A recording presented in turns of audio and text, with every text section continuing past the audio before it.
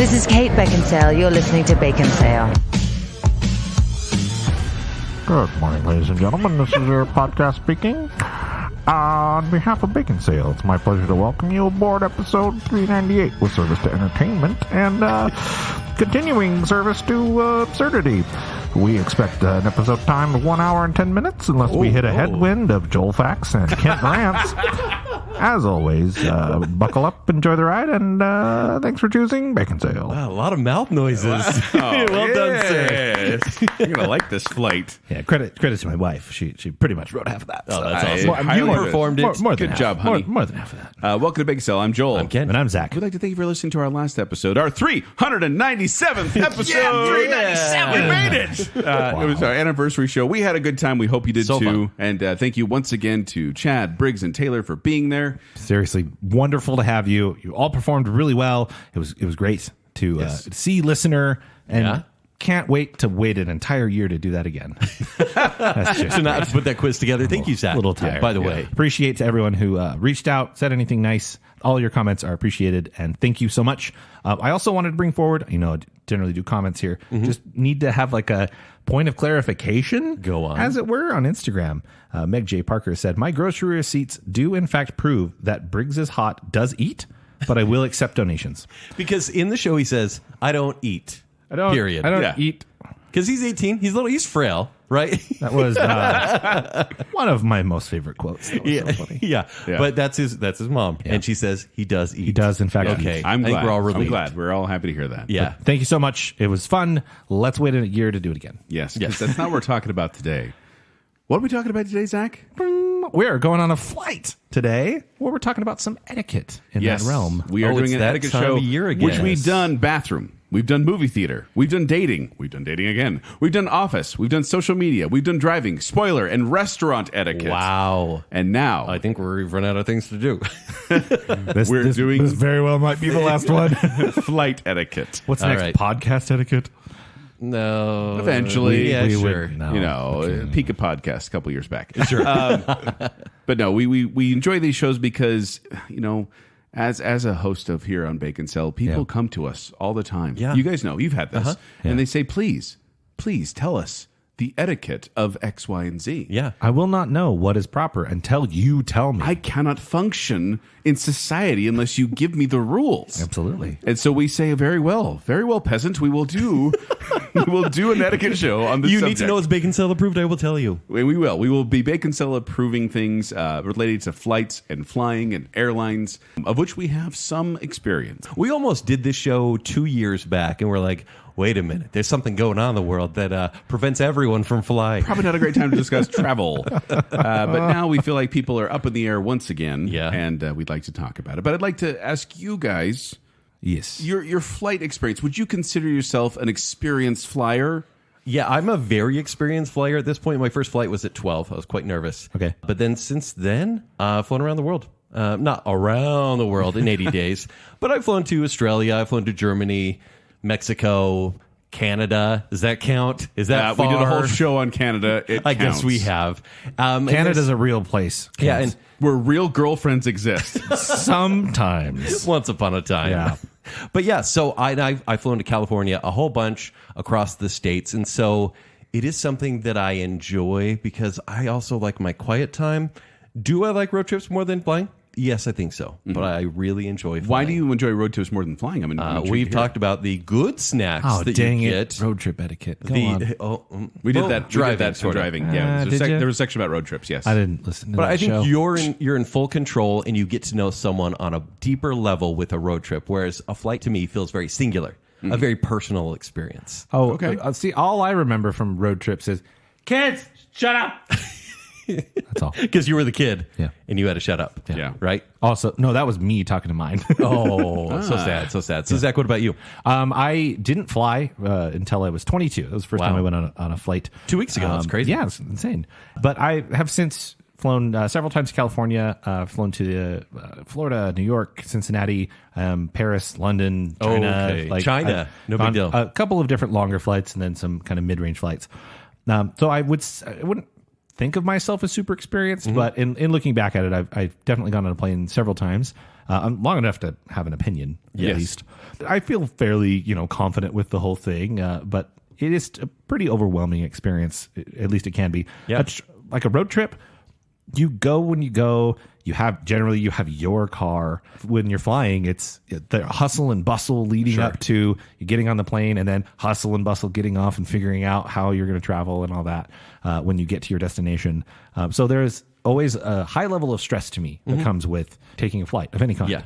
Yeah. So I would generally say, I think that road trips are a better experience, but you cannot deny that it is so much quicker and more efficient. If you're doing like a Southern California Disneyland trip, you save an entire day of travel. Yeah, when I drove to Australia, ridiculous. Yeah, it was insane. It was insane. Yeah, that you had the James Bond boat. Thank you, Roger Moore, for donating that car. Really convenient. Joel, what about you? So for me, I wouldn't consider myself an expert. In fact, I always felt myself kind of a late flyer. But Kent, you said my first flight at 12, and I think mine was probably around 14. But I remember I felt like I was behind the curve that I hadn't flown. Right. But then I was fortunate enough for my mom. She worked for an airline for a time. Cool. So you got the benefits. I got some, some buddy passes and things like that. And then my brother-in-law, he works for an airline, and I was able to enjoy some standby flights and things like that. So I got a little more experience went on. And I've flown to Portugal, and I've flown to Hawaii, and I've kind of Alaska, and so I've had kind of these longer flights out of the way too. Yeah, but I don't fly that often, especially with my kids filling an entire commercial 747. Yeah, how much does it cost to rent the plane? It's a lot. Yeah, for sure. But I do know the flow. Like I know the game. I know what to do. I have my routine that I go through, and I just it's funny because people complain all the time about flying. Like we talk about how it can be annoying at times, and how it is quick and efficient, but there are definitely some quirks there that can be annoying. Totally. But then I believe, it was Louis C.K. who had this whole routine about it. It's called Everything's Amazing and Nobody's Happy. But he talks about how the people these days say things like, they make it sound so bad, like, oh, it was the worst day of my life. First, we didn't board for 20 minutes, and then we got on the plane, we sat there on the runway for 14 minutes. We just had to sit there. And he goes, oh, and really, what happened next? Did you fly through the air incredibly like a bird? Did you partake in the miracle of human flight? You non-contributing zero? You are flying. It's amazing. Everybody in this place should just go, oh, wow, this is so amazing. It is insane. And that's how I feel sometimes when I'm just in there. I'm like, this is really cool, despite all the uncomfortableness. But don't you at the same time look at the wings and you're like, that looks a little bit shaky? Oh, what if an engine went out? What if it's my flight? All the time. Yeah. And there's something on the wing. Yeah, that's a fun episode. But I do enjoy flying just for the experience of flying. I love looking out the window and takeoff and landing and looking down and seeing like the sights from above. It's one of my favorite things. None of us are TSA pre-approved, I'm assuming. No, I don't. So we don't fly to that extent. No, my father-in-law has like that whole diamond status where he gets to stay in. He does international flights all the time for business, so he's got so many points racked up. Oh, cool! And he's just so routine about it, and it's amazing to me. But I always I think it's magical whenever I go on a flight. Do you? I kind of have this childlike joy whenever I do it.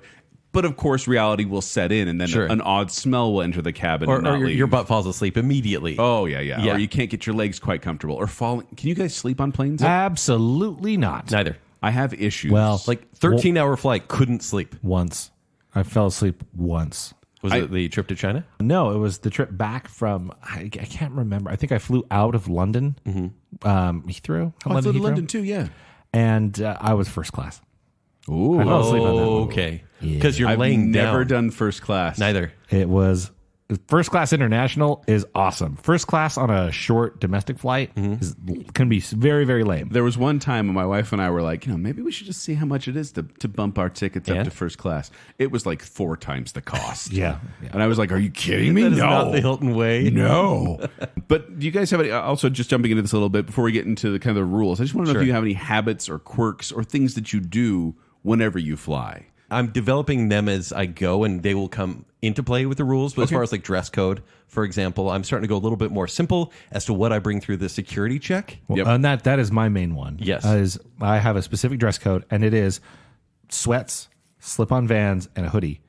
As much as I might look like a slob, I don't have to deal with a belt. Shoes are super easy to come off. Yeah. Going through security is a breeze. Which I don't wear medals. I've noticed people are generally looking like slobs. Yeah. But I also can't fault them for it. They're like, but don't you miss the days of suit and tie and a hat on the airplane? The 1950s? Yes. remember the 1950s, Hold on, I'm not gentlemen? talking like painting sweats. I'm talking like Kent's going on a date sweats. Oh, my $55 Nike joggers. Nice joggers. I wore those when I went to Hawaii. Yeah. Worked out pretty well. But why not be comfortable in the plane? That makes perfect sense to me. Yes. Although I've I even- do feel like some of the glamour of flying is completely gone. Well, Now some of the it's- glamour, gone. some of the glamour of life is completely gone. That is also I true. mean, but I've even gone on a business trip before, yeah. and literally, I was meant to get off the plane and get into a car and go straight to this kind of offsite. Like job someone had thing a I was sign doing. for you. Yeah, essentially we were going straight to work. Yeah. and I still showed up at the airport, sweats, hoodie. Well, really relaxed. let's and then be real. I landed, went into a bathroom, and changed into like professional clothes, and then off. I went. Anytime you fly, you smell like the airport, right? You do want to shower There is that a off. smell that comes with it. I think there's a And a pre-shower and a post-shower airport. I'm feeling so self-conscious that I don't know what you're talking about. What do you mean? You have an airplane There's a- smell. you don't know the for a smell? long flight? I don't know, and now You I'm don't feel worried. like you need to shower after you get off an airplane You're after a long surrounded flight? by people. You were in a mosh pit Recirculated air. in the air. Am I disgusting? No. Hold on. Let me sit a little bit closer. No, please. Now, are you guys the type that will get to the airport super early, 2 hours. 3 hours, or are you the type that like run up to the gate right as it's about to I take off? once begged an airline to break federal law and open the door for me. So no. Wow. Wow. Yeah. No, I'm a And- late person, but I have and anxiety. And they did, by the way. They did. They opened the door. They broke federal law? Heck yeah. Heck, yeah. I'm breaking laws. convincing when I cry. Oh, that's so sweet. Yeah. But yeah, for me, it's 2 hours, and I have stressed out very recently when someone, like for example, if I'm relying on someone for a ride, they don't have my same timeline. Yeah. It drives me a little batty. I am definitely the type that I'm like, get there early, and I feel bad. I am also definitely the guy that beelines it to my gate. You are me too. And You're my the guy that's family's like, behind you're me home like, alone in it. Oh, Kids- Kevin McAllister would have been lost so many times. kids, come with me. We have to make sure that the gate still exists. Yes. And then you get there and you sit down. And you're like, And you sit down, oh then no. you're like, I'm going to go get some gummy bears. I literally, I walk by and I'm like, okay, there's where it is. Mentally, I need to come back here. Where's Cafe Rio? So I want to know what I do every time I get into an airport, because I walk in. My main routine is I need my AirPods in my ears, and I need a soundtrack. I make a playlist for the airport. Do you have them when you arrive or after you get through security? While I wait in line, so I can stare at everyone, look out for girls, and then kind of take them off, and then put them right back on as soon as I get through the gate. And then I walk through every gate just to kind of scout it out, You just explore the airport? just to see if I'll fall in love. Because there's always this mystery when you're in the airport. You're like, hey, we glanced at each other for 3 seconds. That felt like love. You know what is really That's how my mind works. How many times have you fallen in love at an airport? One time. It's really there was one magical. time, and I didn't get to sit by her, and I still think about it. I was 22 years old. No, I think gate scouting is a good thing to do, It especially when you're on the return flight. Because honestly, for us at least, if you go around and just simply look at the gates and you look at maybe there's a large gathering of people and you look and go, there is no diversity over there. That's my flight home. That's so true. That one's going to Utah for sure. Why are these guys wearing white shirts and ties? Yeah, What's why are happening there so here? many BYU logos here? Oh, that's my flight. Yeah. Also, I wanted to ask you guys, window seat, middle seat, or aisle seat? What is your preference? Aisle all the way. You're an aisle guy. I have joked on this show before that I am a middle seat psychopath or whatever. Between you guys, I would happily take the middle. But I'm an aisle seat guy. Unless let's say I'm flying with my wife. She prefers the window. Therefore, I'm happily taking the middle and then leaning into her space. If it's a long flight, window. Because then Really? you can just rest your head. But you're so tall. I know, but like window, you just kind of plop it right there. How? What do you mean? There's a wall right Physics. there. But like, It's a plain wall. no, you're too tall for that. What do you Don't mean? you know? I was like, wait, have I not done this? No. Wait, so Zach isn't aware of smells and Kent isn't aware of space. How tall am I? But generally for flights, I like the aisle because you can kind of stretch out a little bit. I feel like Oh, there's. see, I'm a window seat 100%. You still have that boyish charm inside. I love looking out the window the entire time. I have a rule about that. What will Not you gonna do? pass. What will you do for the mid-flight tinkle? I don't normally do that. Neither. Generally speaking, if it's a longer flight, We're yes. looking at Zach. I'm appalled. Who literally right now needs to go to the bathroom. I kind of do. I forgot to do a pre-show. But no, I don't normally get up on flights and go to the bathroom. But I'm not opposed to going to the bathroom on an airplane. I have before. It's not a problem. Well, I know as long some as people, it's- like my as- wife will not go to the bathroom on an airplane. As long will as it's not. in the designated area. Yes. Okay, that makes sense. What if it's a 12 Wait, hour what do you mean in the designated area? Where else would you go to the bathroom? colonoscopy bag? Weird stuff has happened. Go on. Colonoscopy?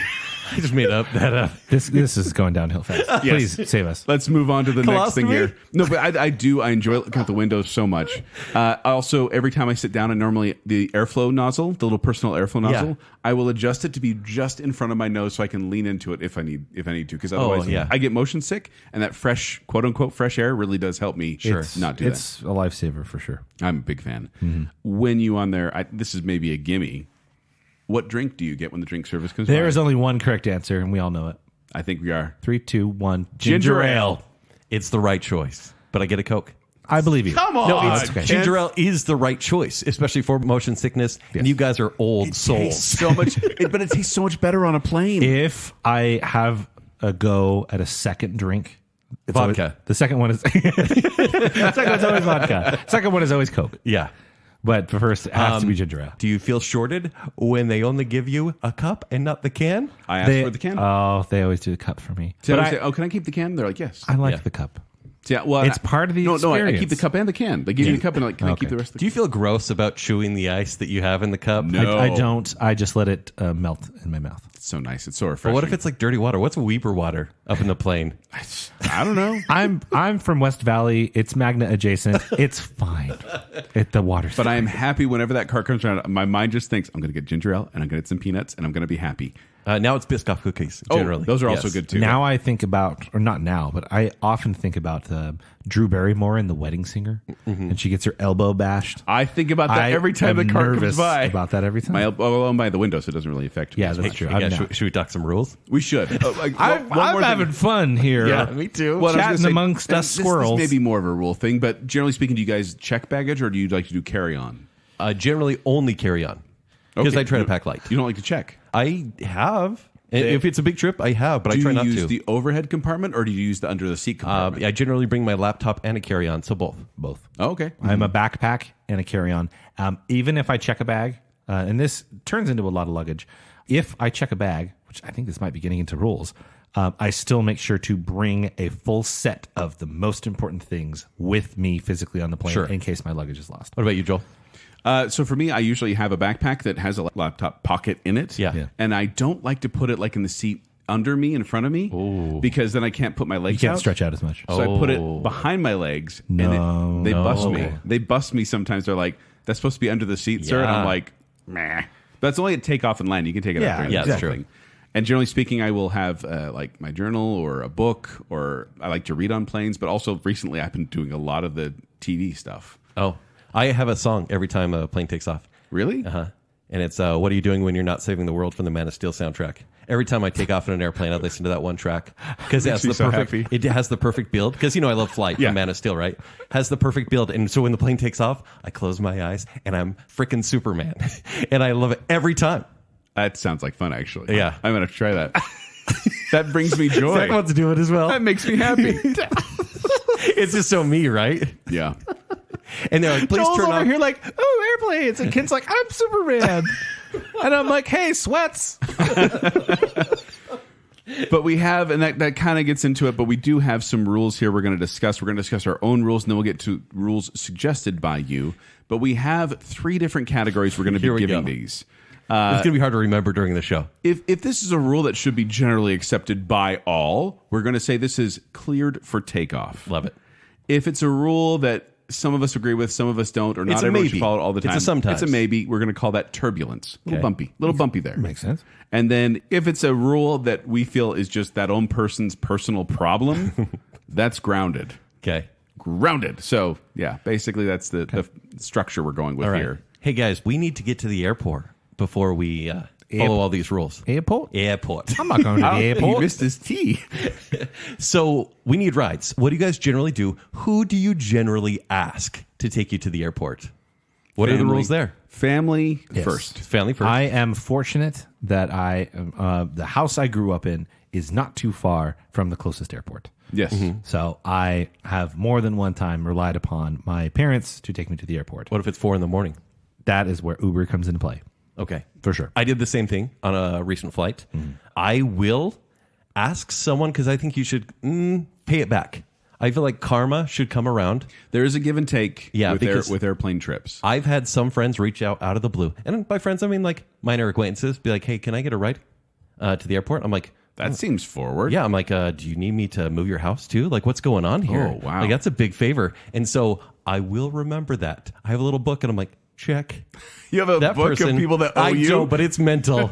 But I will then ask that person, and people rarely pay up when I've given them rides. But yeah, Uber if it's too late. But I say family first, but close friends.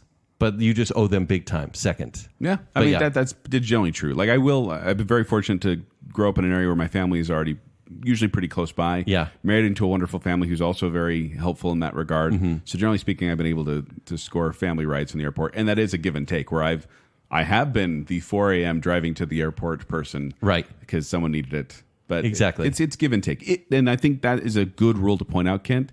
That if you ask someone to take you to the airport, you need to be willing to drive them Oh, to the so true. airport. Yes. There's a give and take. I will clear that for takeoff. What's the rule here then?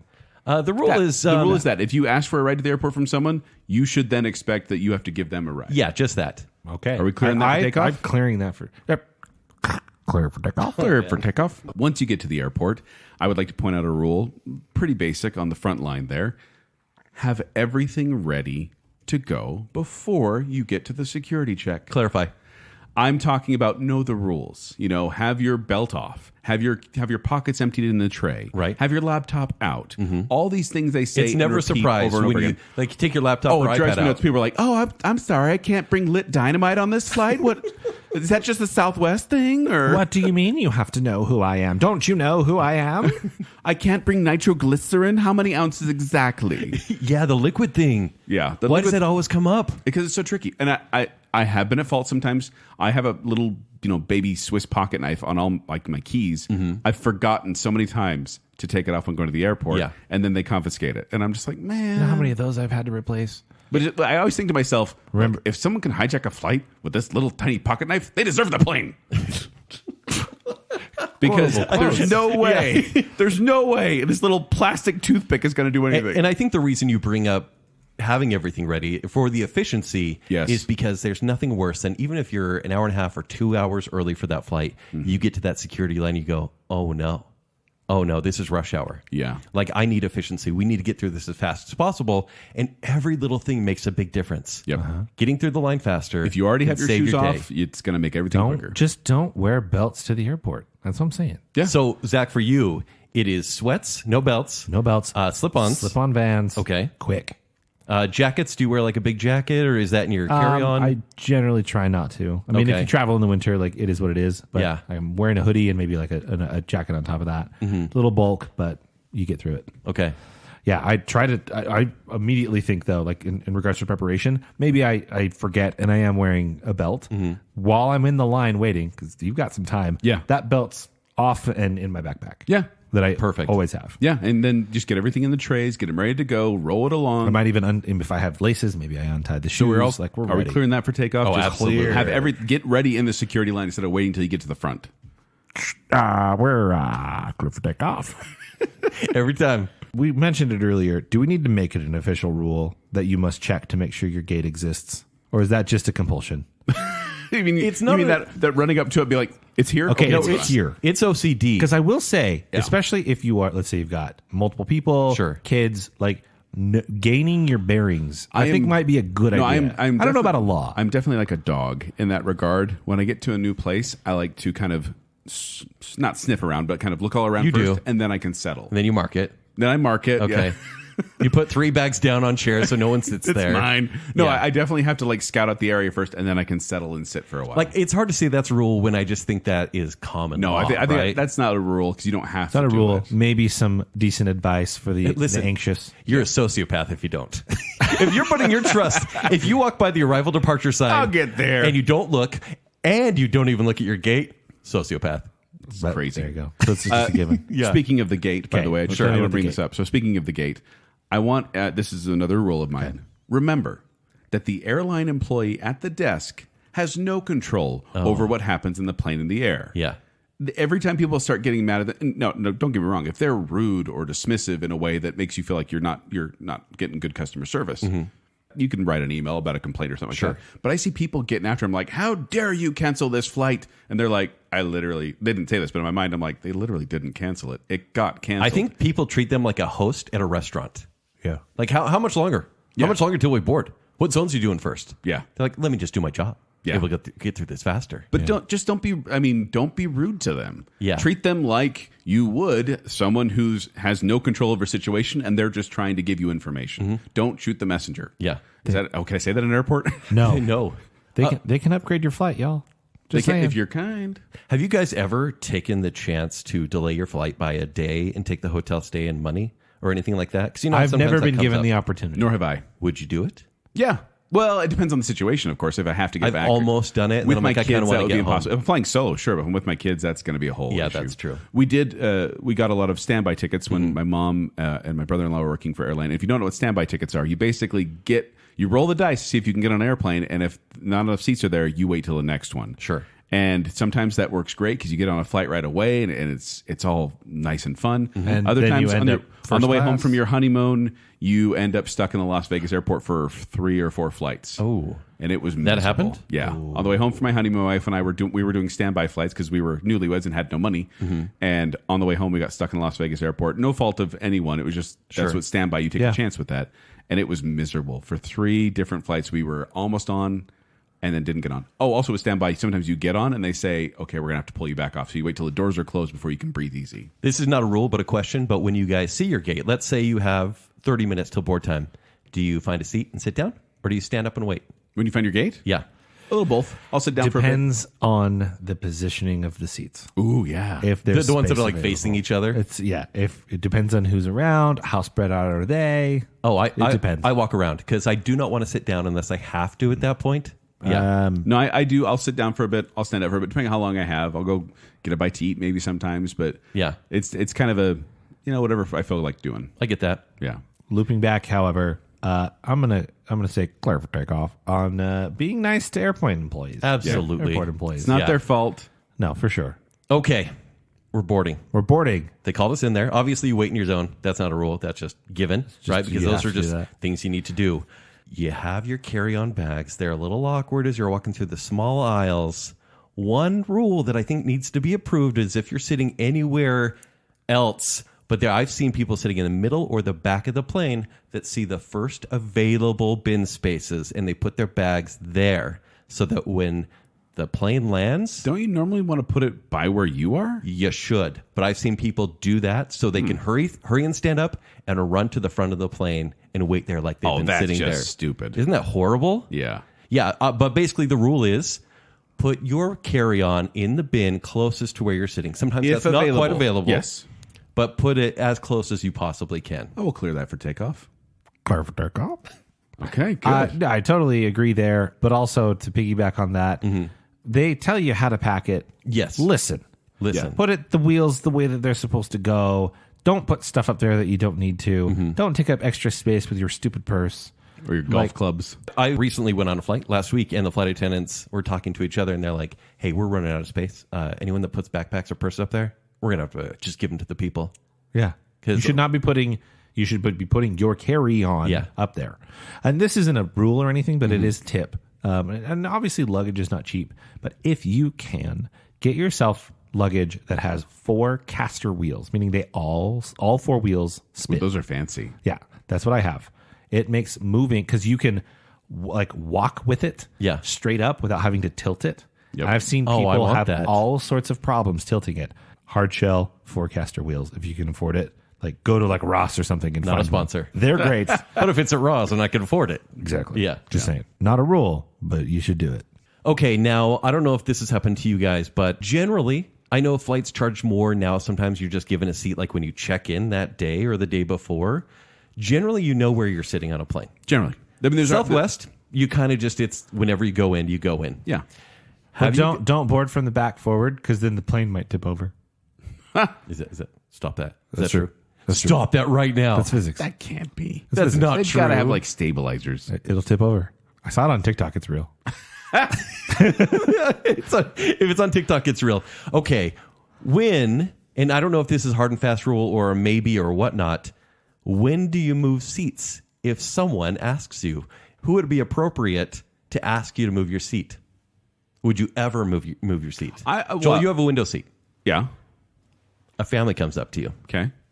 My kid would really like to sit at the window seat. I know you got this ticket, but could we move you to the aisle instead of the window? My kid has never sat at the window seat. Yeah, I'd probably do it. Because you have a bleeding heart, right? A little bit. But no, Okay. I have had times before where it's been like, hey, my kid is sitting here, I'm sitting here in this other aisle. For sure. Can we get together? And I'm like, That's absolutely. a guarantee. I will definitely let you guys sit together. Some guy comes up to me. He's like, hey, my girlfriend and I want to sit at the window. Could we sit there? Could you just like take the seat over here? Would you move that? Does he talk like that? Yeah. No. Okay. Very specifically, that guy. That kind of guy, I'd be like, I'm sorry, I'd really like the window seat so I can lean on it and fall asleep. Because I absolutely do that. It's one of the reasons why I choose the window. Yeah. It's not just the magic of flying. It's also putting my head against there so I can try to sleep and have that restless kind of, I was asleep for a second. Okay, personal story. So I'm flying to Germany. It's a 13-hour flight. It's actually from Salt Lake to Amsterdam. Mm-hmm. And I had the window seat. And it was 2 seats on either side and then 4 in the middle. It's a bigger plane. But they closed the airplane door and there's no one sitting in the seat next to me. And I was like, dream come true. Oh my goodness. I can like recline. I can put my feet over here. I can put my backpack on the seat next to me. Would you lay down? Would you put your face on the seat? I kind of would. Apparently I'm too tall to like lean against the wall. So I don't know if you know this. You're tall.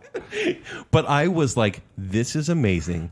And the flight takes off. And all of a sudden some lady taps me on the shoulder really hard. I have my headphones and I'm listening to the Superman soundtrack. And and she hits me and she goes, excuse me. Yeah, I take one out. Yeah. I don't want this lady next to me is falling asleep and she's falling asleep on me and she's taking up all my space. And this lady was very rude about it. And she goes, so I'm just going to sit next to you. Boo. And I'm sitting there and I'm like, it's a 13-hour flight and I just won the lottery.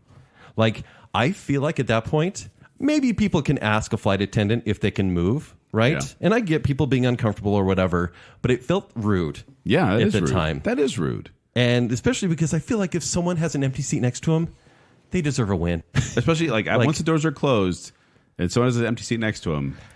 Zach, go on. Kent, you have a problem that I don't have, which is people want to sit by you. You are good looking and skinny. So Wait, go on. Now we get up for the tall thing. So so I'm tall, good people looking, go, and skinny. Okay. Oh, I'm gonna sit next to the string bean because String bean, thank you. I am gonna have more space. So you're saying people see you and they go, no, that guy. Zach, you're not that guy. No. I know, but I'm not. Your hair is well coiffed. Well, you have a thank nice you. beard. Thank you. You smell nice generally. I'm very pleasant. A little like an airport, but I don't know what an airport smells like. But no, it's like, oh, okay, you are like, if I have to sit next to you, I'm like, oh, good, right? There's gonna be like I'm gonna have a good time. I saw one of those because this is a good looking guy and he's not gonna take. I have a space. face that says, "Please don't talk to me," but please talk to me. But someone's gonna come up to you and be like, I saw one of those "You're life welcoming." hacks. I think it was on Instagram Reels because I'm too old to do TikTok. But it was like how to not have people sit by you. Okay, and go when on. they're coming down the aisle, and they said just get an airsick bag out and just sit there and go. Okay, and people won't sit by you. That brings me to a rule that just barely happened last week. Sorry, we're spending way too much time not on the flight. Well, I want to clarify. Yes. Move the rule. You move seats if asked. I'm going to say For children, that's turbulence. This is a turbulence situation. It is a turbulent. I would say there's only different situational, situations. maybe. Yeah, I would but agree not, with that. Not a given. Turbulent. So we're coming back from California, short flight, and it was 7:30 in the morning. We were on the second to last row. One of the passengers that had the window seat, not the aisle seat, was the entire time that we were boarding and everything, the 20 minutes was in the bathroom because he was hungover from the night before. And the flight attendant's like, we can't take off unless you go sit down. He goes to sit down, and everyone around him, like there were women putting their hoods over their heads like, this guy's going to puke all over us sort of thing. He was in the bathroom half the time. I think a pretty safe rule is alcohol. They do serve it on planes, but in moderation. Generally, they will know if you're drunk, but don't come drunk. No, don't fly drunk. To a flight. I think we can approve that. Because then the barf clear bag for takeoff. situation would actually be necessary.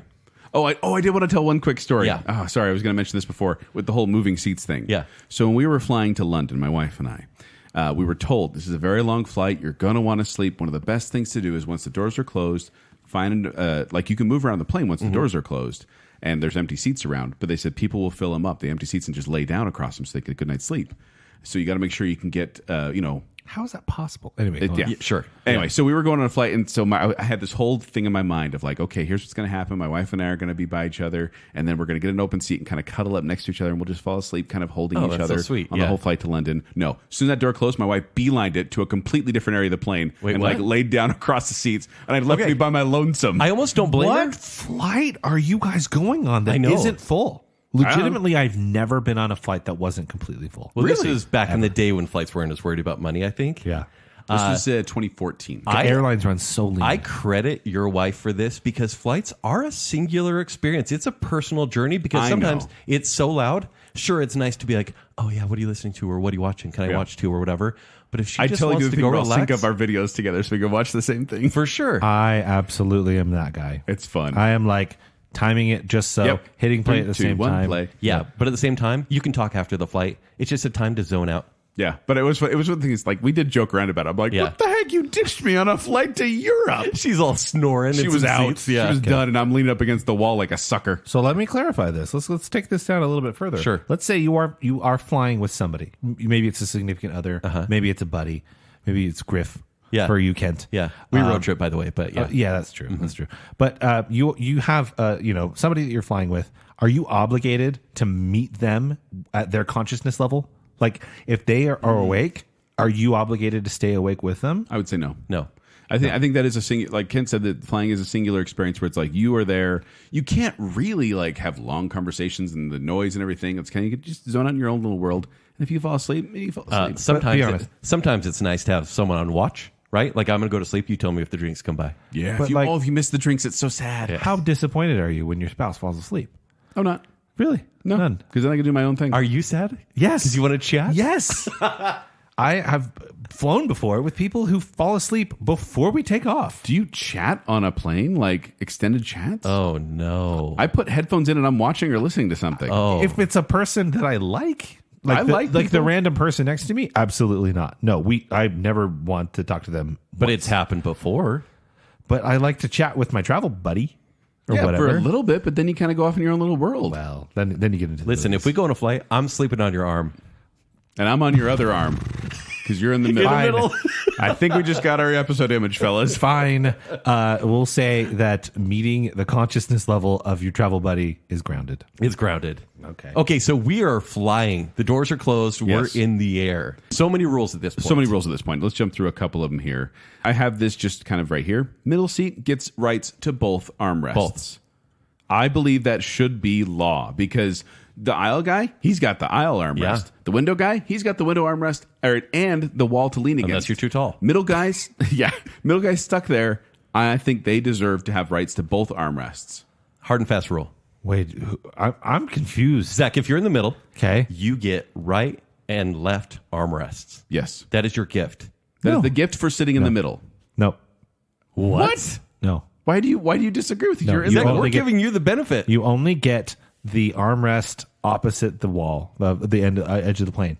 So if like the window is on your left, you get the right armrest. Even if you're in the middle? Yep. No. No. You must. Baconsale-Approved? Baconsale-Approved. Oh, that's not how this works. Dang it. We have to say Is it turbulent? Zach? We're both saying this is clear for takeoff. I think so as well. You are entitled. My father-in-law, when he gets on a plane, he literally will say to the person like who's sitting in the middle, he's like, I want you to know you get both armrests. Yeah. I am not going to touch that armrest. That is your armrest. I Last- have this other one over here. Last week I sat aisle, and there wasn't even a question of this guy taking both armrests. Right in the middle. I guess I've never considered that. You should. If No, I'm in- because it is your right as middle the middle seater. seat, the middle seat is the worst because generally people may be resting on you. It is just you don't have the space. It's claustrophobic. You don't get the window. You don't get out I easily. guess it makes sense if you're in the aisle, you have a chance to lean kind of away Yeah. from the middle. Yes. Okay, fine, clear for takeoff. I feel like we had to talk you into that. But Middle seater was a gets reluctant clearing. access to both. Yes. armrests. They get both armrests because the others already have one. Okay, I want to jump back to conversations. Oh, please do. And a lot of this has to do with how you look. Like if you're wearing a headphone. Oh, so now if you're tall, skinny, and handsome. Yeah, which apparently people just want to sit by me all the time. Man, Southwest flight, they just flock to me. I'm just like a slob in a hat. Nobody wants to be by me. I've got kids hanging off my neck. But I think the rule, or maybe it could be turbulent, but read the room, right? If you do want to chat, let's say you're a little nervous or you're an older woman who wants to just chat with someone and hear about their upcoming trip. I've had that happen a lot before. But there should also be like a time to stop the conversation. And also if someone's wearing both headphones. Or if they give you cues. I have that right here. Don't bug them. If someone has headphones in, don't keep trying to talk to them. Yeah. That is one of my rules. The headphones is a kind of a universal sign of like, I want to do my own thing. Oh, Yeah. follow up. If someone exists, don't talk to them. No talking. Unless they're your significant other. Unless they're your travel buddy. Wait, so don't even talk to them? Don't talk to anybody who's not your travel buddy. Humanity's great, though. Don't you want to hear their stories? no, it My isn't. father-in-law will chat up anyone around him. And nobody likes it. He has a great time. He's made like friends after this who want to hang out after believe they it. land. But that's a real generational thing, right? But just back to my rule here. So headphones in, don't keep trying to talk to No. them. Clear for takeoff? Yeah, clear for takeoff. Okay. Good. Clear for takeoff. But I want to point this out. Sure. So, Ken, you mentioned people trying to talk to you. Yeah. Zach, you mentioned don't talk to anybody. No. But I want to ask you guys a question. Would you ever speak to someone on a plane? If they're sitting next to you, would you ever like strike up a conversation? Is she an 8? Sure. Hold on. A 5 is an 8 on an airplane.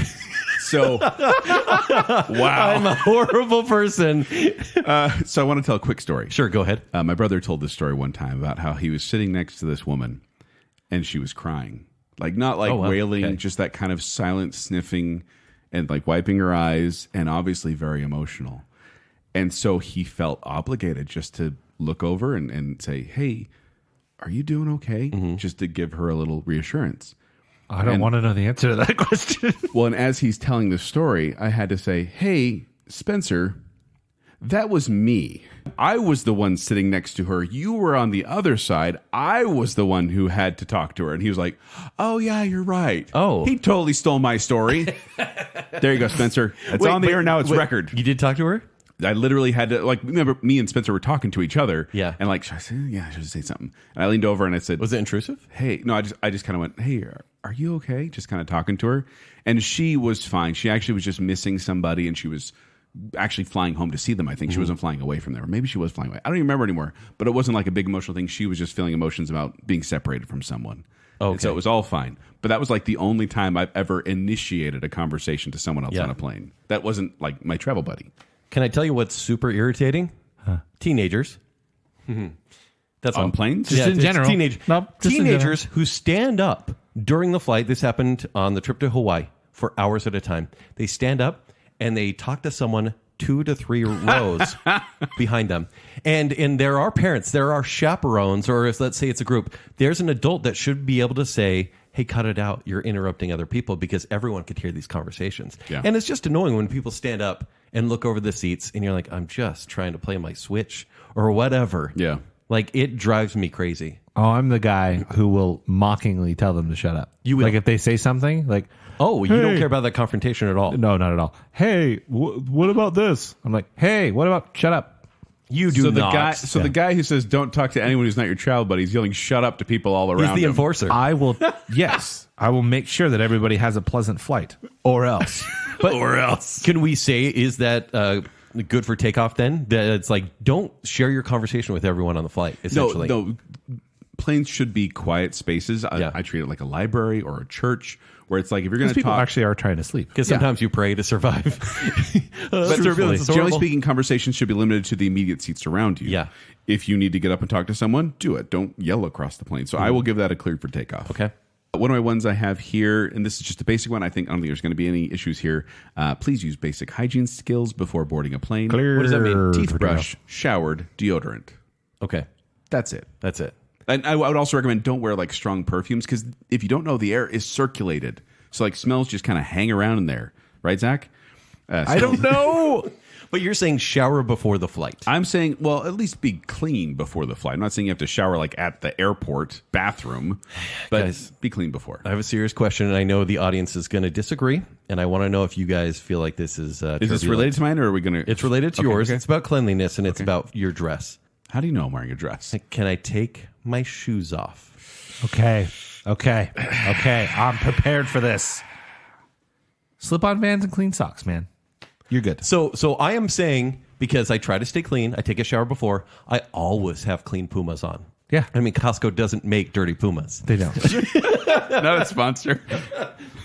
But if it's a short flight, I will keep my shoes on, obviously. But when I've gone international, I'm like, my dogs are barking, right? As we know. You kick off the shoes in the under storage compartment, and you keep your feet under there as well. We're going to get into the listener rules. And I tell you what, there is a recurring theme of keep your shoes See, I disagree. on. Nope. I disagree with keeping your shoes on. You're not at church. You know, it's like be comfortable. Well, at least if you're at church, it's kind of like open air. You know, it's a little more. But I am also saying, if you take your shoes off, you must keep your shoes contained and your feet contained to the under seat compartment. I would. Oh, never put your feet on anyone No. else's chair. No, never. and that's where the problem is a comes cleared in. for takeoff when for me. feet are put up high, shoes are not. That's a problem. I shared a video with you guys today. Of people like scraping their feet. Clipping their toenails. Pedicure. Oh, bare feet is never allowed. I know that sometimes what if they come in wearing flip-flops? That's kind of gross. I Well, actually you feel like hate people feet in that general. people that wear flip-flops generally don't take care of their feet. Wow. Put it out there. But here's the problem. I You're feel going like to have real problems with me this summer. Just saying. I feel like if you come in wearing sandals, then taking your shoes off is no big deal. But if you're 'Cause they're coming already in exposed. after walking all through the airport in Yeah. sweaty socks, and then you take off your shoes, and some people are like, "Are they serving Only popcorn when you're on going this down flight?" to the Is that B popcorn? terminals. Yeah.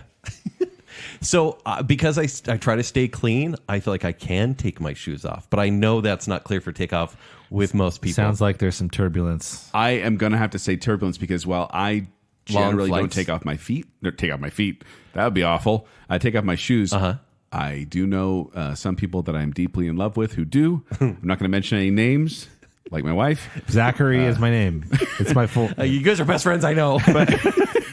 But the shoes generally come off, so I have to give this a turbulence as well because there are some exceptions to the rule. I feel like I'm in trouble. I feel like we're all in trouble now. Yeah. But yes. But we can say general hygiene is clear. For General takeoff, hygiene whereas is cleared. Shoes off is There's some turbulent. turbulence there. Also, in that same vein, just no stinky foods. This kind of goes back to the road easy. trip thing. Yeah. Don't bring in like that hard-boiled egg from the 7-Eleven on the flight and then open it up mid-flight because people are going to think that sulfur has exploded. So what does stinky mean? I feel like it's hot food, but also does let's say you get some chips and salt and vinegar. Is that too stinky for everyone else? I submit, don't bring food. But you can buy snacks there at the airport. Yeah. Does that count? No. I can't give Don't bring don't it. give food because sometimes you need the real sustenance instead of. I bring road trip food. I bring gummy bears. One time I brought an egg salad sandwich on a flight and I got the stink eye. no. Why did I get the stink eye? Because it smelled bad? No, it was a delicious pret-a-manger egg salad sandwich. It didn't smell. It Eggs was smell fine. like sulfur. No, Zach, it was fine. your nose doesn't work. We've established this. Why I got the stink eye is because I did not know I was about to get upgraded to first class, and the first class flight attendant looked at me like, "Oh, our food isn't good enough for you." Well, you were eating egg salad sandwich. I don't think she thought that. I didn't know. Just say it's an appetizer. I'm a large person. I will eat all of this too. I'm so sorry.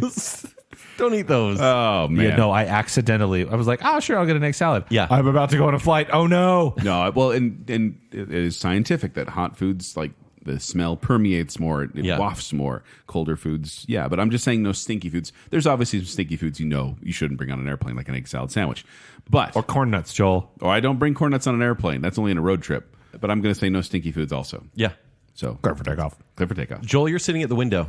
I am and And enjoying it's- the magic of And guess flying. what? They've turned the lights off in the aircraft. You close that shade. Where are you at on that one? You know the light coming through is blinding everyone in that row. Oh no! I will. I know you like to look outside the window. I do, the And whole pretend flight. it's like make shapes out of clouds. And then I listen to Superman. But no, as I'm on the flight, I like to keep Can't that wait till window. the pilot gives me my wings. That window will be open 90% of the time. oh, my word. But if light is streaming in, no, I will close it because that is rude to have a light streaming in on the person. You're saying you mostly fly at night and that there's no issue with keeping the window open at that point. Generally speaking. Which I would agree with. Oh, you don't fly during the day? Not usually. That's a totally different conversation. It totally is. I'm a vampire flyer. vampire flyer. I mean, what you're saying now makes sense. No, dusk, dawn, the shade is down. I just thought it was a consideration thing that you're like, I just want to see the cool clouds. Yes, I'm picturing like you've just blinded everybody no, with no, no. daytime. If the sun is out and the light is streaming in, that's going to be closed. Okay. Well, Joel is a red eye guy. This is a different story. That's what Yeah. I'm saying. He's a vampire flyer. Yeah. So are we turbulent? Are we clear for you are really passionate about this. What is window the being rule open. here? You're saying always keep the window closed? I say that the shade should match the level of the lights. Yes. If the lights are off, the shade is down. It feels turbulent to me because it's a little flimsy. Because they turn the light off during the red eyes so people can sleep. But if you open the window, there's no difference in light because it's just pitch black out there too, except for that little flashing thing on the plane. I agree with that. Okay, I agree with that. I see what you mean now. Yeah. I think it's turbulent. I accept your premise. Okay. Okay. I want to bring this up now because at this point in the flight, usually this is when this happens.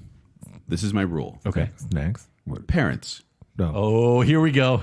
do your best to control and appease your children. Everyone else, please be understanding of parents who are trying to control their children. Why do people have such a problem? Like, oh, that kid's crying. That parent probably likes this.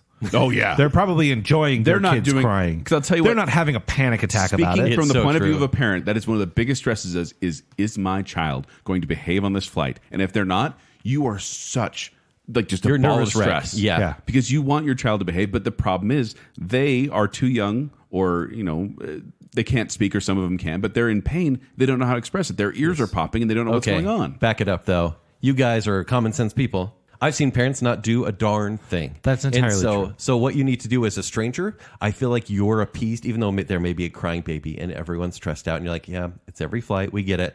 You at least need to see a parent make an effort. Parents should be making every effort. One That was part effort. one of my rules. Yes. Okay. Parent can please try to control. Do your best to control. Yeah, your mind kids. your kids. Yeah, And mind your kids. Keep them appeased. Because we've all had kids kicking our seats, and like, is there a parent not seeing this? Yeah. Like, do I have to turn around? Oh, and I was Should I get definitely- Zack to enforce the rules? I'll turn around. I always bring a pencil so I can snap it like Arnold Schwarzenegger. I thought you were going to do the Joker thing. Oh, jeez. No, I completely agree. Because here's the thing: when you're on a flight, and you hear a baby crying, it's insanely annoying to you. But it's more annoying to their parents. It's I promise so you. true. So- Yeah. And I've tried to always be fairly understanding because I know it's going to happen to me at some point, and I'm so afraid. I'm going to be like, if I have to fly with my baby, I'm literally going to bring care packages for the people around me. My wife was so good about that. It's Yeah. like, here's a sucker for takeoff and one for landing, because then their ears pop But naturally. Zach, you said no snacks on the plane. Don't bring snacks. Shouldn't you bring little church baggies for kids? Oh, I'm not talking about stuff for the kids. I am going to bring I am going to bring your neighbors earplugs for the people around me. I like Yeah, that. I've seen people do that. They give little they notes have and cards or little whatever, goodie yeah. bags. And it's like, hey, this is my first flight. Yeah. From the kid. And it's like, oh, it's my first flight. I'm a baby. But here's something to help you. I'm sorry, this is going to suck. Here you go. But I also think, Joel, to your point, I think part of the effort is bringing an iPad or a screen or something for the kid to do, whether it be a Switch or food or whatever, something for a child to do to distract them for as long as possible. If you have I guess maybe pro tip, like if you are flying with a kid and you get your drink, ask for a small bottle of water, finish the water, and give the bottle to the child. Yeah. That'll set him up for 25 minutes at least. And they But get then the the person crinkle the whole behind time. him Okay, That so or crying, we're Joel. looking Sure. at a two-sided rule, and I kind of want to know where we stand on this, because it's like, as a parent, make an effort. Yes. Bring stuff. 100%. Okay? Cleared for takeoff. As a stranger, don't get overly annoyed and like just burn this parent alive in your brain. It's the passive aggression. It's the, well, I wish some people wouldn't fly with children. It's like, Yeah. oh, sorry, you're right. I 'Cause they should should have let left them him at know. home. Yeah. You literally have your fur baby on your lap right now. Okay. Yeah. So, yes, we're all cleared for takeoff on that. Yes. Good. Thank you. I think the theme of all this, and I'm not wrapping it up right now, but there are no main characters on a flight. The only main character is the pilot. Even the flight attendants are co-stars. You are not the main character in that flight movie. So just be considerate of everyone around you because you're part of the ensemble. That's such a Gen Z to say. Gen Z thing to say. Unless Billy Idol comes out. Oh, yeah. With a there you guitar. go. Yes, Yeah. you're Guitar. definitely then a main character Yeah. at that point. Also, speaking of like entertainment, we talked about like having a screen or whatever. In-flight entertainment. Some flights, like Delta, you can get a movie. Sometimes people watch a movie on their iPhone. Yeah. Or, it sounds If you like fly it's out, like lower quality A video. little longer flights. Yeah, but watch something watch something. I was about to say inappropriate. Watch something appropriate. Yeah. because people can see over your shoulder quite easily. It could be 100%. children. No, it used to be back in the day when they would have the screen in front of everyone. It was an airplane edited film. Meaning they weren't going to show anything that was inappropriate for children, and they were also going to edit the words, and they were also not going to show anything like blowing up. Yeah, and, right. like That a plane is blowing up. not the case anymore. But now it's all individual screens, and it's whatever you want. And it is sometimes I'm like, man, I hope the person next to me doesn't pick this movie. One Yeah. time I watched Once Upon a Time in Hollywood on an airplane. Oh, Oops. that's an oops. Oops. So many feet. Yep. A lot of feet. And also, on top of that, headphones at all times. Whether it's for your kids or for yourself, if there's any entertainment, Yeah, any obviously sound this is coming, if you've brought a device. yes. Yes. A Nintendo Switch, a tablet, Yes. a phone, Yeah. anything. Keep Yes, the headphones library. always. You would wear them in the library. You'd wear them in a church. Wear them here. But I'm a in-flight entertainment, seat in front of me, watch a movie kind of guy. Yeah, me totally. And I guess my policy on that, and this is necessarily a rule, but just generally speaking, Ken Jennings the other day tweeted this, and I totally agree. You have to pick a movie that is both not good enough to see in theaters, but not bad enough to waste your time. Yep. It has to be somewhere in the middle. Yeah. For example, I had a perfect one. I saw Ben Affleck in The Accountant, and I'm like, this is a perfect airplane That is movie. perfect. Generally speaking, It's rom-com is pretty perfectly good. fine. Yeah. on a plane. My go-to is also any movie with music or movie musicals. Okay. So I've watched. That makes sense. I actually watched West Side Story on an airplane once. This was on the trip to China. Bad idea because I was sitting there crying. But I watched the movie Bohemian Rhapsody. I watched Rocket Man. I watched movies with music because you can kind of drift in your attention and you're just kind of listening to music. I remember one time I had seen Gravity. Remember that movie Gravity with Yeah. the Oh, yeah. I'd seen it in theaters. Good. Fantastic. Yeah. That is a And so theater I was experience. like, yes, I will watch this again on a plane because I've already seen it. No big deal. Yeah. But there was someone next to me who had not seen it, but they also wanted to watch it. So they watched it on the plane the whole time. I'm like, oh, is you're not not the getting way the to full do it. experience. And I do want to put out a warning because if you watch any sort of Christopher Nolan movie on a plane, he'll literally appear on the flight and punch you in the face. Probably. Yeah. So, Well, and also whenever you're watching a movie, you're sitting there getting into it, all of a sudden you hear, oh, yeah. and it's like the movie pauses, and you're like, well, that was a Was that a Nintendo character? yeah, yes, it was. It's Tom Nook. Yeah, I definitely think rom-coms, comedies, yeah. they're non-essential and they're Yeah. good to watch on flights for sure. So yeah, Kent, to your point, yes, I agree. Clear for takeoff on wear your headphones if you brought your personal device. Yeah. Don't Wear- share your music or movies with anybody. Wear your headphones, watch generally appropriate movies. I'm so sorry to the people behind me who didn't want to see a Quentin Tarantino show. My kids still ask me questions about that. Zach. I don't know if you guys have any rules about mealtime. And I know some flights, if it's a longer flight, then you get a meal. Generally, you just get snacks, right? Yeah. And so your garbage is a cup with some ice that's generally chewed on. Yep. And a little bag or empty bag of pretzels or Biscoff cookies. Little napkin. Use But the coaster. I've got a personal story, and I shared this. I get popcorners on JetBlue. Oh, you JetBlue has do? more variety of snacks. Wow. the Just blue saying. chips. I'm going to try that out. Yeah. I want this to be an approved rule. 2 years ago, I went on a flight. Once again, it was the same lady who sat right next to me when I thought I was going to be sitting by myself. And we got a whole little meal, a little platter. It was like a little Malibu chicken sort of platter. It came with a little cup, like a pudding-sized cup of Ben & Jerry's ice cream. So I'm just eating my whole thing. Whatever, there's fruit snacks too. And I put everything upside down, ready to give it to the flight attendant when they're walking around with a bag. And this lady next to me, once again, I'm wearing headphones, right? She hits me in the shoulder, and she's like, hey, I take one headphone out. Yeah? Are you going to eat your ice cream? What? Oh my, who is this lady? Excuse- This is a stranger, right? Yeah, the total stranger. Excuse me? Yeah, are you going to eat your ice cream? And I give her this look, and I said some inappropriate words in my head. And you're like, I am now. I grabbed the ice cream, which was empty, and I went, I already ate it. Like, I don't know, you're looking over here to eat my food, but this is gone. I just want to say, don't ask people for their extra food. No, if you don't know them, definitely not. 100%. This isn't like, here you this isn't the lunchroom. If it's a travel buddy, no problem. Sure. But it's like, dude, I don't like these Well, pretzels. if it's like I'm not going to get anything. It's like, well, then will you get peanuts for me? Yeah. Yeah. Like I'd like both. Or I whatever. think that's totally fine. That's yeah, but it felt wildly don't ask a inappropriate. someone for- stranger. No. Because once No. again, Zach, she talked to me when she shouldn't have been talking. she to me. should not have been speaking. grounded. Right. Do not ask strangers for food on a Yeah. plane. Oh, before I said grounded, I guess that should be approved for takeoff. Yeah. Yeah. No, I Sorry. got you. Yeah, Ta- clear for takeoff. Asking food, I was grounded. grounding that woman. Yeah. Rule: don't ask. Rule is Clear- don't ask. Clear for takeoff. Yeah. Clear, takeoff. So I have a feature that I feel like should be taken out of airplanes, and I don't care if people are upset. This may be a personal issue, but I do not think it should be legal to recline your seat at any given time. Kent, it goes back an inch and a half. Calm It is- yourself. No. Yeah. No, There's no. no problem with Zach, reclining.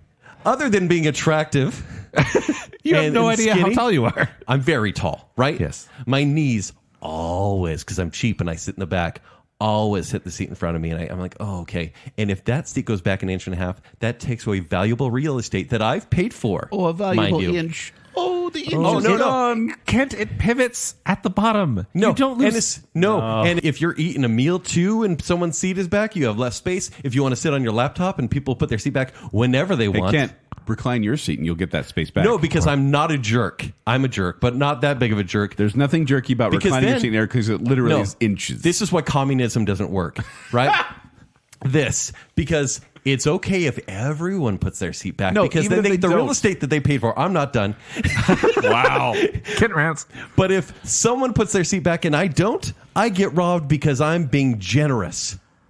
Ladies and gentlemen, this is your captain speaking. We're experiencing a little bit of turbulence here on this Can flight. we say turbulence? This is turbulence. No, I was going to say, I hate recline. people get so mad about reclining seats. And It's rude. I'm with Zach here where I'm like, it's a matter of an inch. I think that matter of space is a huge deal, though. But it's all in your mind. It really isn't that big of a thing. Have you not seen those TikToks where someone puts their seat back and it snaps the laptop screen? No. TikTok No. wouldn't lie. TikTok wouldn't lie. What seats are you going on? No, literally, like every I time flew I Allegiant. press that button, and I'll sometimes glance behind me and be like, oh, who's back there? And Yeah. if it is like a larger or taller person, sometimes I'll be like, oh, okay. But every time I press that button, I'll lean back and go, well, that was barely anything. It's like Michael Scott clearing space with his TV. Yeah. It's nothing. No, it's something. It's nothing. It's People everything. get all up in arms about the reclining thing, and I'm always like, Do you know what I do? why? Do you know what I do? I pull a Zack, and if someone puts their seat back in front of me, I lean over the top of their seat, and I'm like, I'm gonna judge you the rest of the flight. It's the head turn. And do you know what? They're generally the ones that when the flight attendants are like, please put your seat up, they don't, because they don't listen Oh, I know. to consideration. They're like, please put your seat up in the upright lock position. I press the button, and it goes like, beep. And I'm like, oh, I guess I'm safe now. Yeah. I got that extra. And then I stop judging you inch. for a second. But no, I think I have to agree with Zach also that this is going to be a turbulent thing Okay. because a lot of people have issues. I don't see why. So Baconsale-Approved, it's not a big deal, right, Zach? I mean, turbulent Baconsale approval. Well, I mean, but the turbulence is for this show, but I'm saying Baconsale-Approved and you and I, Baconsale-Approved, it's not a obviously. big deal. Best They're friend. not Can we sitting in front finger of poop me. on it? Boop. I'm bringing a razor. I'm going to shave your head if you put your seat back. Okay. Oh, well, that does bring a point. Okay. If you have long hair, which we don't. Oh, yeah. Do not flip your hair behind your seats. No, why would you do that? Especially on a flight where there's a screen, but in general, Yeah. don't flip your hair back. That happens on the planes, trains, and automobiles, and every time I gag. Every time. When she flips her hair back over the seat and goes over his food. Yeah, but I just have a question, not a rule. But let's say a stranger. Zach, I know you wouldn't do this, but Joel. I'm the jerk What? of the episode. You're the jerk. You're generally kind. Okay? I try. Your neighbor's asleep. So wait, just to clarify, Okay. you're saying Zach's a jerk, you're tall and handsome, and I'm kind. Yeah. Bacon cell. Let's go on a trip. But Zach's not a jerk. So your neighbor, but in a plane, he doesn't want to talk to anyone. That's where I was going Oh, with okay, this. okay. It is snack time, whether it's drinks or snacks or whatever. And your neighbor, this total stranger, is asleep. But it's the only time you have for a couple hours to maybe get that treat. Do you nudge them and wake them up, or do No. you let them sleep? No, if it's a Absolutely stranger, no. Because Unless- here's the thing. Okay. If this happens and they go, oh shoot, I didn't get my Coke, they can just call. Yeah. They can just call the flight attendant over it's and be not a like, big deal. Hey, I was sleeping. can Is do there that. any way I can get a Coke? I thought You can ask for a do it. second drink if you want. What? Yeah. Yeah. Not on Legion. You have to pay a lot of money to do Yeah, that. well, yeah, that's a totally different thing. By the way. But no, you don't wake up a stranger. It's that whole let sleeping dogs lie mentality where it's like, if they're sleeping, they want to sleep. Unless it's your travel buddy and you feel like you have that. But I relationship. have had people be like, I've heard them say like, hey, wake me up when the cart comes by. Like, don't let me sleep through that. Okay. Yeah, that's And true. by people, I mean me saying that Yeah. to other people. If it's established with your travel buddy, or if you're like, hey, would it be okay if you nudge me?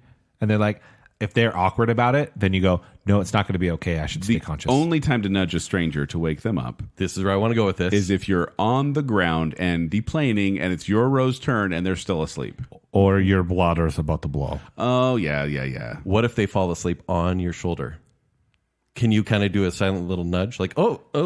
I By the way, that one lady who tried to eat my ice cream, who took that extra seat, fell asleep on me. Oh, my God. I would say She's the worst. figure out a way to sneeze Would you? and do so with all cough, the with gusto. all the dad gusto.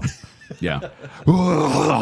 Yeah. And you move a lot. Make a And they'll be noise, like, cough, what the because freak? you don't want people falling asleep in you. Yeah. Unless, of course, Kent, if she's cute, then you'll be like, okay. I 1,000. Oh, yeah, I absolutely. 1,000% would not say anything if somebody fell asleep on me. Really? I would not be like, excuse me. I'd be like, But you would this be- is my life But you would now. cough, you would cough or sneeze, right? I don't want to talk to anybody. Right, but that I point, might, you're the I might- enforcer. Yeah, I might, do some dramatic like cough or movement or something that nudges, that Yeah. causes them. Yeah. But I wouldn't like knowingly and purposefully nudge them, if that makes sense. yeah. Yeah, but you feel it I'd the make entire it feel time. like an accident. Yeah. But I don't know. I would just accept it and say, this is my life now. because I'm For the next unwilling. 2.5 hours, That's this is the my thing. life. That's the trade-off. If you're unwilling Yeah. to speak to people, you are unable to get them off of you. All right, I think that concludes So we're landing. our flight. So we're landing. We are landing. Okay. Yes. The wheels are So touching make sure down. to get that seat up. Beep. Oh, it's up. Beep. Oh, it's back. Beep. Oh, it's up. No difference. Anyway, When you're the asked to do your trade table, do your trade table. Like, do your tray obviously, table. the rules Oh, are of a have the plane. garbage ready when they Yeah. come through to dump in the thing. Make it all Check easy to clean up. the little pocket. Yep. But when you land, here's my rule. Don't stand up. No. Perfectly fine to stand up. Nope. Stand up, stretch your legs. When the plane lands, not a big deal. But do not leave your seat area until it is your row's turn. Yeah. Okay. Because some people, it's like you stand up, you're like, oh, there we go, I feel good. But do not walk into the aisle until it is your row's turn to deplane. Don't you guys get anxiety when people stand over you, like behind Yep. you? Yeah, but I do respect. That's the when I need lean to my stretch. seat back right then. Yeah. Bam! Oh, wait, I Right. didn't hit him because it was an inch. No, the need to stretch is real. And so I feel like That's why I stand the actual rule is don't move until it's your turn. Don't leave until it's your turn. Sure. But I have no problem with people standing up in their seat area and staying there. And you have to do that weird hunch over thing when you're like in the middle seat of the window seat. Yeah, 'Cause so you why can't quite bother? stand up. But it's just to stretch your If legs. everyone waited and then Ken, they just I'm saw. tall. Why are you laughing? Oh, Why are you laughing yeah. at me? I'm Yep. tall. I have been, obviously, I mentioned before, I prefer the aisle seat. I have been the guy to like be the gatekeeper for an I love eager that. I passenger love you behind for me. that. will not Yeah. pass. I'm just casual and, I'm larger than them or whatever. And so I'm like, I'm not moving. Do you offer to help people with their luggage to carry it down, or do people ask you? If I see somebody who's struggling, Yeah. it only benefits me to help them to Yeah. get them out Yeah, of and my way. everyone Like that behind sounds rude, but it's Right. like No, it's I'll, true. I'll help them, but also this helps me. Well, I mean, some people absolutely. are shorter, some people are pregnant, and it's like, okay, let me help you with Yeah, that. happy And it to helps everyone along. Right.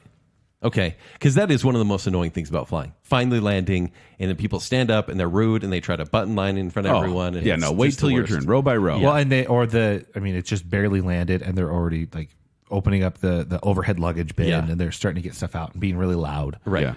Like, wait. No until one's it's getting off actually the plane that fast. We're all about getting at the same time together. So true. So we're saying clear for takeoff. Clear for takeoff. Don't leave until it's your row's turn. All right. So we've gone over our anxieties, but I really feel like we've set the rules. I think we've helped people. For the record, our flight was roughly an hour and 10 minutes. Oh, just that's saying. it. Well, I complained a lot for an hour and 10 minutes. Our flight Yeah. was the correct time Oh, that this I is said other at the people's beginning flight. of the show. Wow. Now, this is a connecting flight. Oh. Okay. Different thing. This is for the listener because we went out there and asked you your rules of etiquette for flying. And we're going to read some of these here on the air and then discuss if we feel it should be cleared for takeoff, turbulent, or grounded. All right, Joel, you want to get us started on that one? Sure. First here from Chad Elam, the listener. The listener. The listener with a capital L. This isn't a rule as much as a kind of just an anecdote. He Like said his the best- behavior. Yeah, the best airplane conversation with strangers about their favorite conspiracy theory. In fact, I've become increasingly convinced the entire point of conspiracy theories is for discussion on planes with strangers. Grounded, you shouldn't be talking. That should not happen. It's fun That's- conversation. It's better than like business or pleasure, or like where are you going here? But it's grounded. I mean, personally, I would love to accidentally be like adjacent to Chad on an airplane because we could talk the whole time and I'd have a good time. Yeah. But A stranger? No talking. No, imagine a stranger leaning over and be like, hey, what do you really think happened to flight MH370? feel about Jean-Bonnet Ramsey? Because all of a sudden it gets weird. All right, the next one is from Chris Anderson. I think this is more her preference on the plane. She says, my rule is to sit in the front of the plane. And yes, I mean sit in first class. Ooh, bougie. Great. I'm claustrophobic, which I get because you're in this tin can, basically. Oh, terrible. And have flight anxiety, so being comfortable is of utmost importance. And I understand that, right? She probably doesn't fly a ton, but when she does, it's like, why not take care of yourself? Why not make it a class is so pleasurable expensive. experience? Oh, I just thought of a rule. And I've done this before. When you fly, wear a Baconsale t-shirt just in case. For You promotion? Strike up a No, conversation. if you're going to be nice, wear a Baconsale shirt. If you're going to be a jerk, don't wear a Baconsale hey, shirt. kids, sit Zack, down. don't wear- Also, baconsale.com. What do you think's underneath the Denver airport? I mean, yeah, if you can get first class, go for it. Yeah, if you can but- sit near the front of the plane, awesome. I sat on the very back row, and it was terrible. Sure. That was on my flight to Paris. Yikes. Just the word. Now, this one is from Charity Houghton, who says, either don't recline your seat or ask the person behind you if it's okay on a long flight. That's what I meant. If someone asks me, I will say yes. I think it makes it more awkward to be like, can I recline my seat? No. Is that okay? Isn't that kind? Because you... Hey, can I You're take talking an to a inch and stranger a at half this of point. your space? If you're being half of your An space? inch and a half of your space. Are you one of the littles from the cartoon in the 80s that no one knows one of the anymore? borrowers? I like the asking. Yeah, that, me that too. is good. We didn't discuss that. Way to go, that is Charity. nice. She said a lot better than I did. Absolutely. I just did look over the shoulder to see who it is. Yeah. I'm gonna turn around and judge them, and then I'll decide if they deserve that space or not. This is from Todd Callan. He says, don't force the stranger next to you into a flight-long conversation. We already said yes on that. And if you do hold them in hostage in your conversation, don't talk about bombs or other things that get you kicked off a plane. And I was like, well, of course you wouldn't. But then he says, I remember a flight where this guy started up a conversation with the lady next to him, total strangers. He somehow got into the history. He somehow got into the history of why we have to take our shoes off at security. Then went on blabbing loudly about shoe bombs and why shoe bombs would be ineffective, and then discussed more effective ways of getting bombs on planes. The woman was horrified and cringed every time he said the word bomb. She was too polite to stop the conversation or redirect him. It wasn't even happening to me, and it stressed me out watching this guy take up the lady's entire flight with a conversation she obviously wasn't enjoying. Horrible. Yeah, that's miserable. That's also the funniest part of Meet the Parents somehow. Now, April Baker sent a list of things. In fact, she could just host her own show about airplane etiquette. But one I want to read is that she says, I know people like to focus on wearing shoes, but can we talk about appropriate shirts? Those I can't wear my big open workout shirts. Get ready. She says, those seats are awfully close, and nothing is worse than your arm touching a stranger's stomach the entire flight. And she says, well, one thing worse. When a guy is wearing a mesh shirt with holes the size of a chain link fence and your arm is touching his body hair, cover it up. That's so gross, April. Oh, that's clear. I feel like this actually happened to her. Oh, yeah. Spencer Myers says, stay in your dang seat until unboarding has started. I'm not sure. We talked about that one. Unboarding is a word. Unboarding, deboarding, Inboarding. Inbred? What? What? Let the row in front of you go. It's not a race. There's no gold medal for being the first on the plate. Well said. He did say, obviously, it's okay to just stand straight up, right? Like in your spot. Stay in your seat. But don't shoot up the first moment that you can and be impatient about it. Yeah. So I think in a general spirit, I think we agree. Sean Sanquist says, don't take off your shoes. Seeing strangers' gross feet are definitely the biggest in-flight nightmare. I'm going to say, like I've said before, concealed bare feet. Conceal, don't feel. Don't let them know. Sean also said middle seat, get the armrest. So thank you for emphasizing that. Okay. Don't let the kids kick the seats. Don't take up other people's space. Use only one carry-on space in the overhead bin. We already talked about that too. Mm-hmm. It's all good stuff. Move for people on interior seats and they need to go out to use the bathroom. We didn't really talk about that. Given. If someone needs to go to the bathroom, yes, let them through. And Don't be the jerk. if they're like going a lot, Guys, like they've got something if they going have a on, problem. Maybe rotate seats. We didn't even talk about bathrooms, really. Like the bathroom rules. So, for example, like Andrew Winkier says, never book the seat right next to a restroom because if you do, have fun being disrupted the entire flight. Been there. It's terrible. Yeah, especially when people are waiting in line. Smells bad too. So the waiting in line thing, I think, is a big deal because sometimes people will be like, well, how long am I waiting? Should I just go sit down? Sometimes people will just like wait by your seat and they'll like put their butt like right up in your face, like accidentally while waiting. It's like, I don't know. Just like know your place. Go sit down for a little bit. You'll get your turn. I always clench when I'm waiting in line. You clench? Yes. TMI, moving on. Rachel Crump has a lot of things that echo what we said, but she's a little bit more passionate about it. Once again, all caps here. Team leaving the shoes on.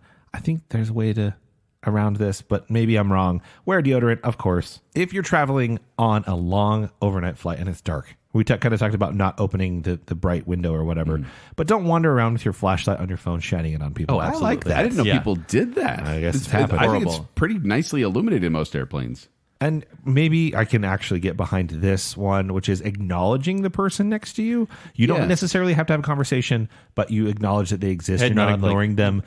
And almost being snooty about it. I actually, even though I'm apparently the jerk of Baconsale, I like that a lot. That's a good thing to do. I think so too. Just kind of being like, hi. And she says to wear socks or at least bring them to go through security so you're not forced to be bare feet. I think that's grounded. That's them having to deal with the germs, not you. Yeah. Allison Gall, we know her. She has a tip here I don't want to bring. She says, in your carry-on, always bring one extra outfit. You never know if your luggage doesn't arrive with you or your luggage arrives without you because of an oversold flight or delay of some sort. Yes. Or if you fly standby. I think that's a good tip. Make sure in any carry-on, backpack, whatever, you bring a full set of essentials. Yes, in your carry-on. Your just in case. Things to help you be clean and like one clean change of clothes. Yeah. Whatever. Figure it out. Yeah, and she also does talk about stinky snacks and don't put your feet on the seat in front of you in all caps. Oh, mercy. She was very adamant about that, and I agree with that one. Keep your feet on the ground. Yep. All right, so Crew Dutler from Twitter had a few things to say. I like this, actually. If you want to trade seats with someone, it has to be a like-for-like trade. No trading the aisle for a window or middle for aisle. I mean, it's hard. I just don't think you should ever be given the middle seat because no one really wants the middle seat. No. Like, hey, can I have the window and you have the middle? It's like, no. What's the benefit in that? We didn't say this about the end of the flight. Stand back from the baggage claim carousel until you see your bag because so many people crowd They it. need to push right when it through comes up. you. Yes. Yeah. And Yes. it's so annoying because then you have to wait for it and you're like, oh, wait, my turn, I guess. And I mean, I already mentioned luggage once with the caster wheels, but Yeah. this is just a tip from me. Don't be afraid of ugly luggage. Meaning, Okay. everyone Stands has out. a black bag. Mine is bowling ball orange. I hate it, but nobody else has it, and it's easy to find.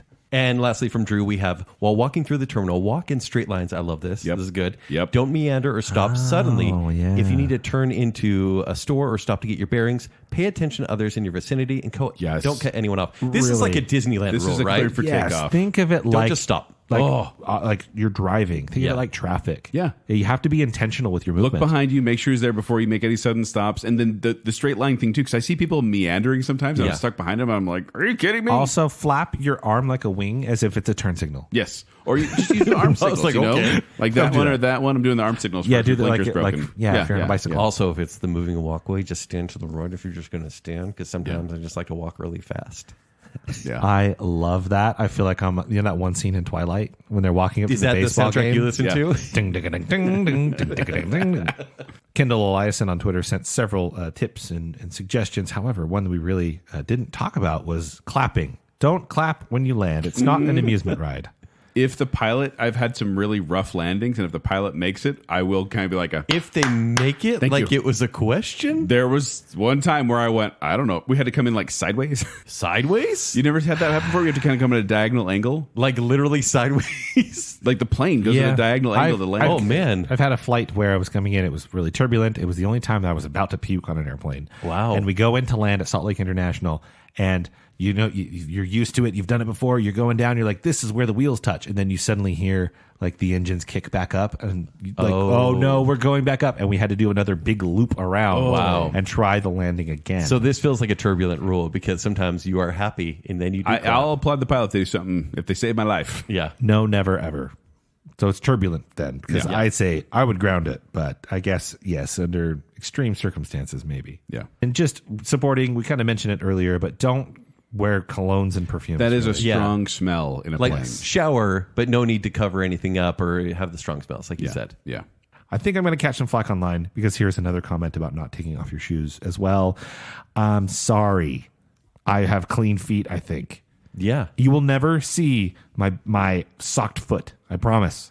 You won't even know I took my shoes off. So Joshua Wall on Instagram says, if you have issues with screaming kids on planes, come to your flight ready to listen to some heavy metal, which makes sense to me. If you are a person who gets annoyed by by crying babies, they're going to be on your plane. Distract yourself. Put some headphones in to drown it That's out. actually really good. Yeah. Just bring some earplugs. They're cheap. Porter Evans actually, he tells us a story about flying from Anchorage to Seattle, which isn't the longest flight, but there's a lot of fish. Anchorage to Seattle's a long flight. Is it? How long? Long. Go on. Do you know how far away Alaska is from Seattle? Come on. Not that bad.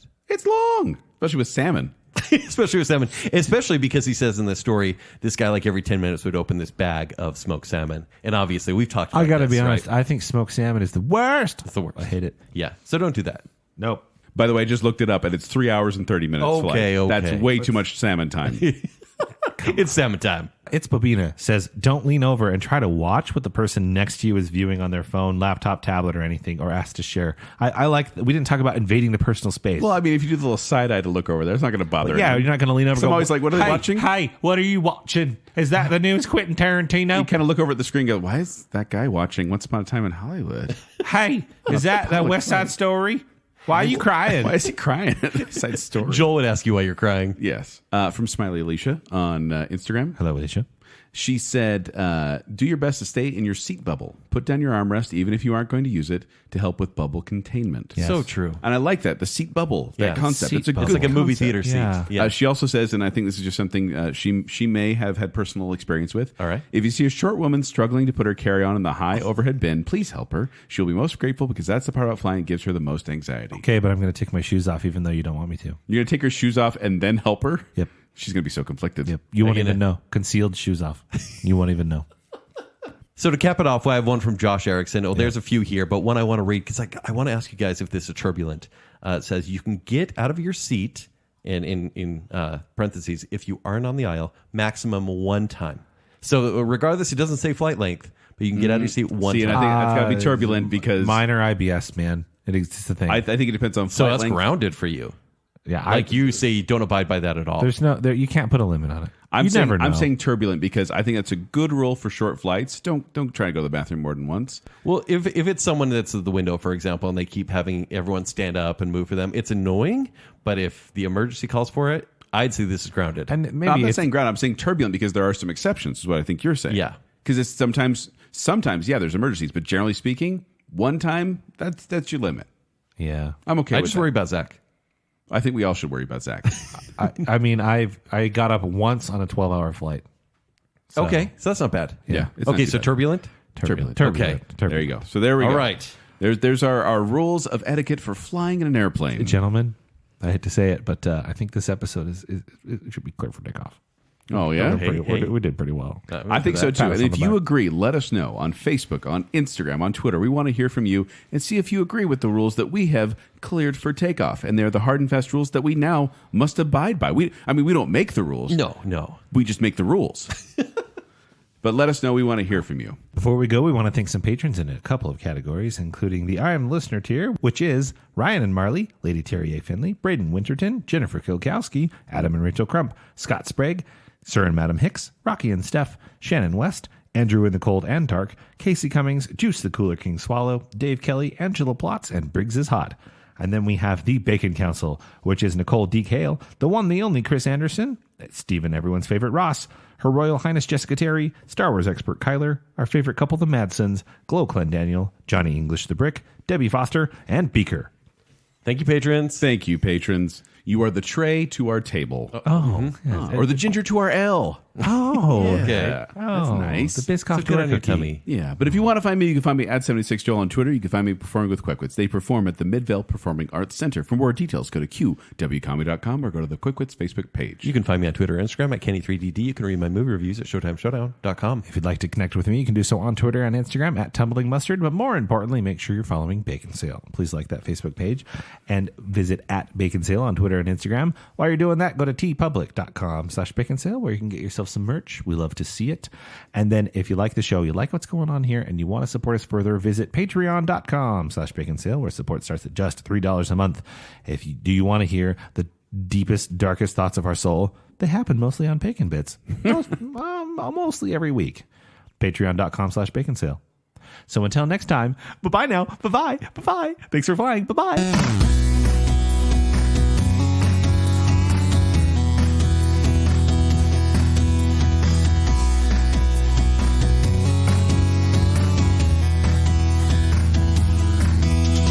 And so we say very well, peasant. Canada's a real place. Yeah, and Where real girlfriends exist. Sometimes. there's something on the wing. I'm not talking like painting sweats. I'm talking like Kent's going on a date sweats. Oh, my $55 Nike jogger. Am I disgusting? No. Hold on, let me sit a little bit closer. No, please. I'm Gloves. convincing when I cry. You just explore the airport? Just to see if I'll fall in love. There is no diversity over there. That's my flight home. Because then Really? you can just rest your head. But you're so tall. I know, but like window, you just kind of plop it right there. How? What do you mean? There's a wall right there. But like, It's a plain wall. no, you're too tall for that. What do you Don't mean? you know? Cut Oh, that. no, I can say this. Just Don't cut that. the next thing here. I'm from West Valley. It's Magna adjacent. It's fine. I'm going to get ginger ale, and I'm going to get some peanuts, and I'm going to be happy. And so when the plane takes off, I close my eyes and I'm freaking Superman. And I love it every time. Oh, I'm sorry. I can't bring lit dynamite on this flight. What? Is that just a Southwest thing? Or I saw it on TikTok. It's real. Kent, you have a problem that I don't have, which is people want to sit by you? you are good looking and skinny. Southwest flight, they just flock to me. I'm just like a slob in a hat. Nobody wants to be by me. I've got kids hanging off my neck. If someone exists, don't talk to them. A 5 is an 8 on an airplane. Hey, what about shut up? Costco doesn't make dirty Pumas. No, Zach, it was fine. your nose doesn't work. I'm a vampire flyer. Hey, kids, sit Zach, down. don't worry. Also, baconsale.com. What do you think's underneath the Denver airport? Hey, is that West Side Story? Why are you crying? Why is he crying?